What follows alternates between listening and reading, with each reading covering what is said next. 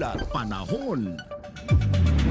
Oy partner, life mates, magdala po ng payong halalim mapapasok pa lang dahil maulan po, may kalat-kalat pong pag-ulan. Magdadala nga ng pag-ulan sa malaking bahagi ng bansa ang namataang low pressure area o LPA po sa layong 705 kilometers ng silangan ng Infanta, Quezon. Apektado ng LPA ang Metro Manila, Bicol Region, Calabarzon, Cagayan, Isabela, Aurora, Oriental Mindoro, Marinduque, Romblon at ilang bahagi ng Eastern Visayas na makakaranas ng maulap na kalangitan na may kalat-kalat pong pag-ulan at thunderstorms. Samantala dahil po sa southwest monsoon yung habagat, posibleng umulan sa nalalabing bahagi ng Visayas, Zamboanga Peninsula, Basilan, Tawi-Tawi, Occidental Mindoro, maging sa Palawan. Ang natitirang bahagi po ng bansa ay makakaranas ng bagyang maulap hanggang maulap na papawirin na may pulo-pulong pag-ulan bunsod ng localized thunderstorms. Pinag-iingat po ang publiko sa posibilidad ng pagbaha at landslide lalo na tuwing malalakas ang buhos ng ulan.